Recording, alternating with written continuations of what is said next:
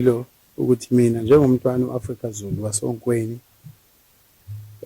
owayekhulumela ke uNdunankulu nesilo mina in my capacity yami ngazi ukuthi umuntu ongaba uprime minister umuntu ofanele ameet ama requirements athile imbandela ethile hambelana nendlela kuyiphatha indlela nje yokuzaleka nokuzalwa nawuzophatha amakhosi uyadinga ehlisa ube noma umntwana noma ube inkosi noma uzalwe inkosi ukuze ukwazi phela amakhosi akuzwe. So ukhansela uThulasizwe Buthelezi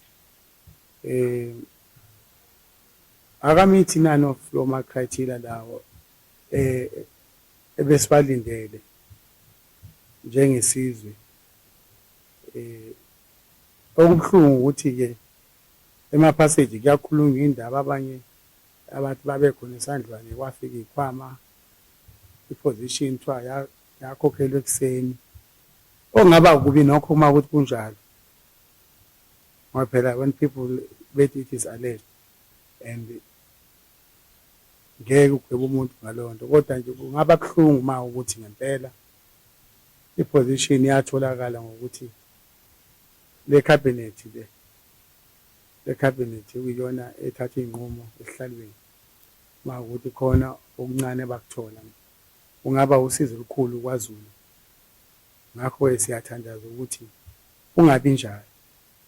Mina ngokwami nje njengesakhamuzi sakwaZulu Natal umntwana waseNdunankulu endlini yasoNkweni umntwana omkhulu wasoNkweni hayi ngithola kunzima ukuthi ngamukele uNdunankulu uThulasizwe ngoba akuvumi ukuthi angimbuki njengoNdunankulu angimboni ekufanele kuba uNdunankulu ngakho angimrecognize mina njengoNdunankulu kodwa phela umuntu ofanele amrecognize isilo kahle kahle ngoba isona esamemezela kodwa angikholwa ukuthi mina ngiyangena lapho ekutheni ngimrecognize or not kodwa nje I don't take him as a prime minister mina angimboni njengoNdunankulu ngimbona njengokhansela uThulasizwe Buthelezi kufanele asipha amanzi amavaterikani asilethele amanzi kuphela.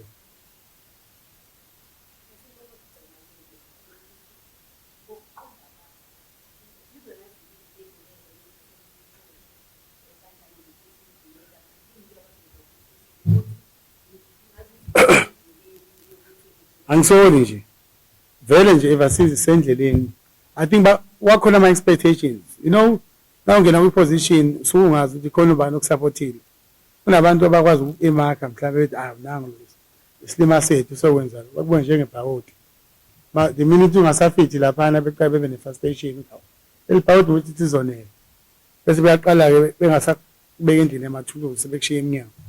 I think kwaba nama expectations mhlawumbe ukuthi mhlawumbe yabona mhlawumbe sibukeka si corrupt so babe yitshela ukuthi ayilaba sizokwazi ukuthi sisebenze ngabo ke omechanical bethu kanti cha kusebenza ama principle yabo into zihlalo they are very very serious ngihamba sodlala umagendeyane ngaphandle kodwa bazosebenza umsebenzi wesizwe we try ukuthi kube serious ngoba ife enkulu kuthina ukuthi lento lena asifuni iphele ngathi and already people were told lies ukuthi asikho capable siyingozi and mhlambe sizelela uthini awukwazi ukuzolutha kini uzoluthela isizwe sakini.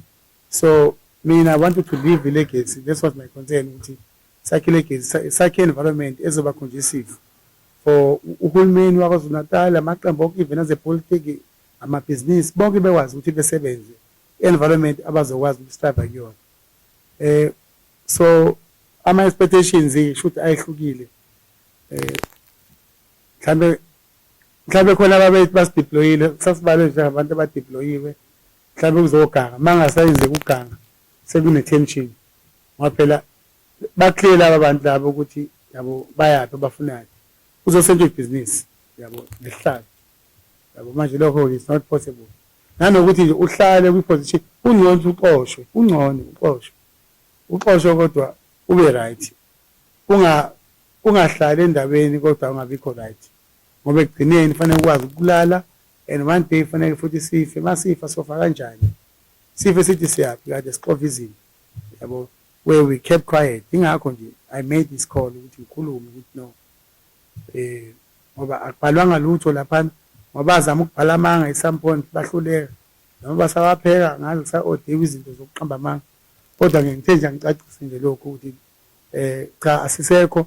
Uma nibona umkhumbo uminza sekuthanda ukushuba, ningablame ngoba abantu vele beblame still, ngoba nalapha ngiqoshiwe eqaleni kwakhona abantu abaloku bengibuza ukuthi hawu selenzani manje, vele uxakeke ukuthi ubanike lo, yabo, because abantu bacabanga ukuthi ukhona noma usuqoshiwe.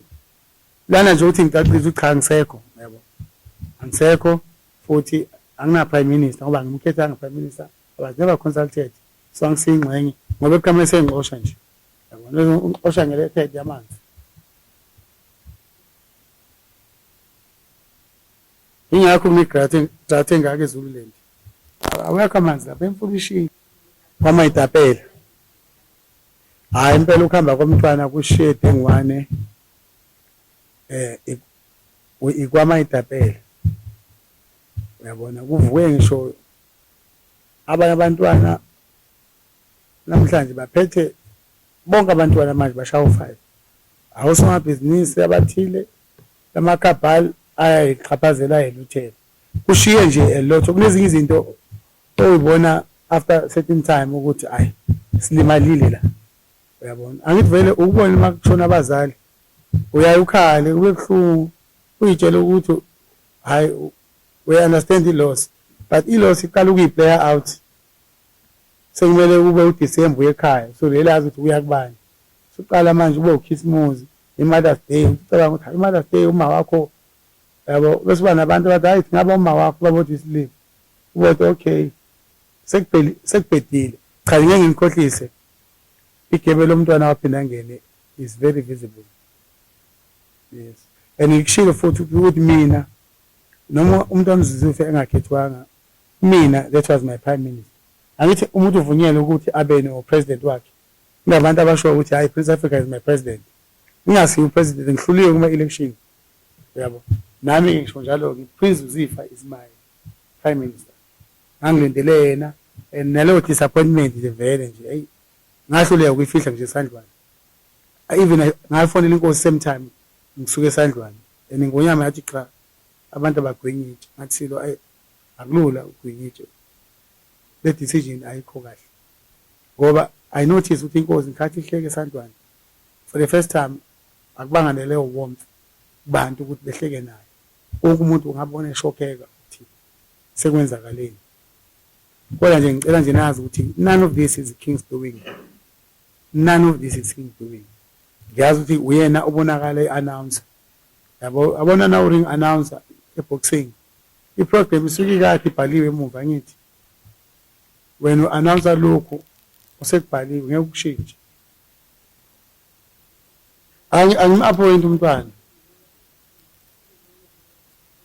Angithi nangisho ukuthi mina i-choice yami kakubani, kuyothatha isikhathi phela nami ngishintshe-ke ngiyekukhansela thola sizwe. Angazi uthatha how long. Mina ngisho mina ukuthi that was my president, yabona makhuluma ngalowo language democracy. Akodwa akwazi ubozo uma kuthiwa ukuthi hayi upresident wami ubani, president wami ubani, yabo, uyakwazi ukusho lokho. Abanye baze babe ney'ngoma ethi my president is black, kodwa ngeke belungu bezothi hawu uthini manje. Mina inhliziyo yami ilapho ukuthi nangu prime minister wethu, futhi wathi ngoyama uma ichaza umlando ngathi awu thank God the king, uNkulunkulu ukhulumile nenkosi lento lena uyibambe ngakho. But akusho ukuthi wrong ngoku-appoint. Akithi inkosi mayisikhombile isuke si-right. Angithi ngoba usho umuntu ungathetha imanga okusekushiwe inkosi, noma ade kungasikho lokho ukuyitshe uthatha lokho useku-right, usuke kuyibona oseku-right. Ingakho siyazama ukuthi sikhulume nenkosi before kwenzeka. Kodwa nje akukho okuyiphutha nelilodwa engalisola enkosini. Kunzima ukuba yisilo, and inkosi yami ayikusho lokho. Yazi ngoyama yayisixoxela ukuthi sometimes makuthiwa bayede yayiqalaza naye, iqalaze.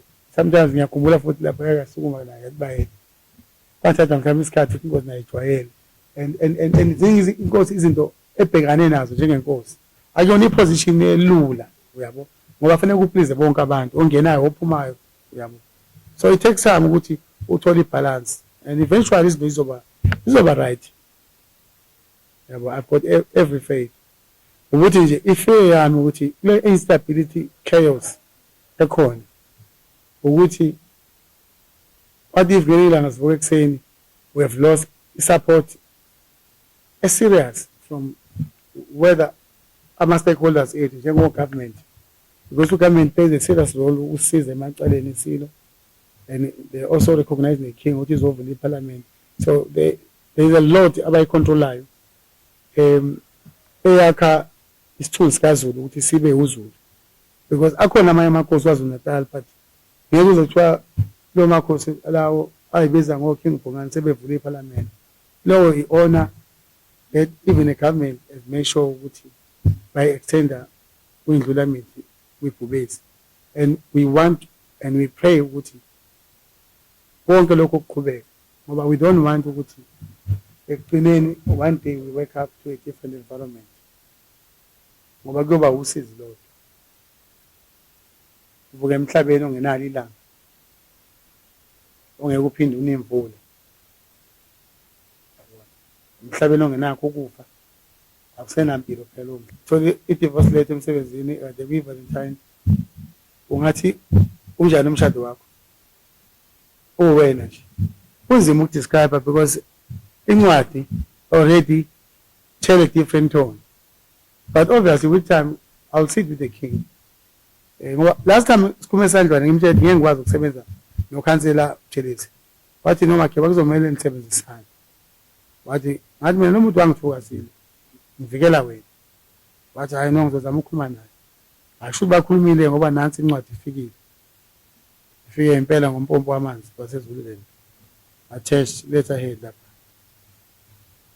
uzothi nje ngiyasola ngiyogcina ngiyimeyela yamkhaya uyangizingela yabo mhlawumbe kuba ngixoshwa ningamakaza kuthiwa ngiyimeyela kanjani ngoba kade ngibhalela ngalama letterhead akhe kade ngiyakhumbula naqala ngikhathi ngivele ngonyama ehamba nayo ethuka lonke uhlobo lwenhlamvu kodwa namhlanje lo muntu lo uNdunankulu kaZulu ufune ngikhuze ushele angiboni ngibona kungcono ukudlela amasekhaya ngoba phela siqoshiwe emakhaya abantu abaningi hey manje yawazi semashezini iposition enkulu I don't know ukuthi inkulu ngani iposition ngoba lana awuhlule njengomuntu omakhenika nje uqashiwe efemini ukhanda imoto iposition enkulu lena yokuzala kwethu abantwana and abantwana they need to understand bekwazi kodwa lena ukuthi we have to serve the king sinikeze the best assistance ukuthi ngonyama ikwazi uku-exercise enjoy i-rain ngonyama izobonakala tu abantu bebe happy bezothi ngoba ngeke sisevaga ngaphandle kwenkosi lapho ngeke nginikhohlise konke lokho angithi bafuna ukuthi sigcine sidubile sithi ayi endayisebenze inkosi ini akumele ngazi khona abantu abaphatheka ukuthi hey usexosheleni umntwana ayishuthi ayikho-ke lento phela bengasiyona lento was never about me lento isihlalo yabo mina bengilekelela inkosi uNkulunkulu ayikhethile ukuthi ubusi so fanele sincenge siyisize and akusho ukuthi ngizoyeka ukuyisiza ngoba ngasesiyena umkhulumeli it's even better now ngoba exercise amandla ami ngumkhulu wesilo sengiyakwazi ukuthi ngisitshele isilo ayilokho ku-out ngeke kusebenzele nje manje lokho okunye bekucindezela kwane-office fanele ubambe protocol anyana yabo manje sekukhulekile sizokwazi ukuthi si-advise siluleke kahle yabo so ngiyathemba nje ukuthi into yini izogcina ilungile kodwa nje ayi ngibona ingozi enkulu ezayo yabo nangisona isangoma kodwa nje kunengozi nje mhlawumbe solala namhlanje sizokuza i-creativity yathathwa yafakwa ku-attachment yavalwa base kuthunyelwa ku-PA wenza sure ukuthi ungiphosela letterhead yakhe nemininingwane below i-attachment le kodwa na ubuka lana ukuthi hey umbuso omusha lo angithi uyabona ukuthi bayisikile letterhead kusho ukuthi isihlalo is under siege I mean sifunyiwe isihlalo awucheck le letterhead wonke ama letterhead prime minister ukuthi ipheleleni ihawu ngeke nayibona ivela kancane ngathi iyalunguza abantu bezimkhubu ubona umuntu olunguza abantu bezimkhubu vela kancane anoyibuza ukuthi yini engaphumela obala igwali letterhead nayibhala awucheke nje mhlawumbe nganikhombisa ngicela ungikhombise mhlawumbe into engayinaki ngoba phela ama-Illuminati aqala kanjalo